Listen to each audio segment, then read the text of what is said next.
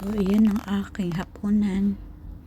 Nagtimpla ako ng tea powder. Tapos nilagyan ko na lang ng tubig na mainit.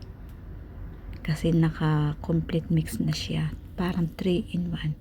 So, yan ang aking hapunan. Tsaka naglaga ako syempre ng saging. Yung favorite ko. Parang siyang saba. Pero hindi siya saba.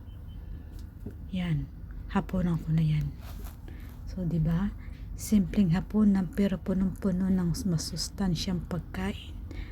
Busog na yan. Isang saging is kapantay na ang isang pinggang kanin. Diba? So, iwas-iwas pa tayo sa high blood. Diba? Masustansya yan. So, ayan. Ang sarap ng kain ko. Yan. Ang aking hapunan. Napaka-simple lang. Sabay syempre higop ng ating tea. So ayan, ganyan ang mga favorite kong pagkain. So, ganyan, saging na nilaga. Yan yung sinatawag na banana Indian. Para siyang saba. Pero syempre iba ang hugis niyan. Ayan. So ipapakita ko mamaya.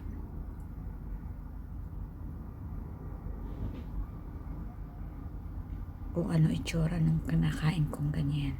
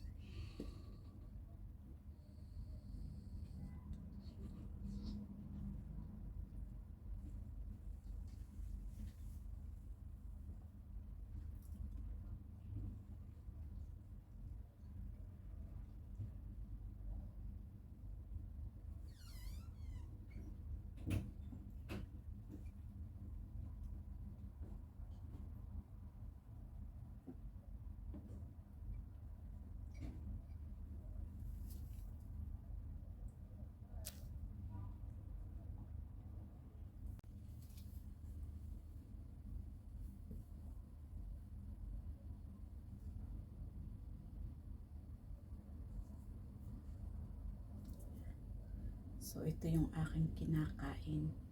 Ito yung inilaga ko. Ayan. Ang sarap nitong ilaga. Ayan. Para siyang saba. Tapos, ang laki-laki pa ng laman. Ayan. So, ayan. Isang saging. Ay, hapunan ko. Ayan, diba? Ito yung kinain ko kanina.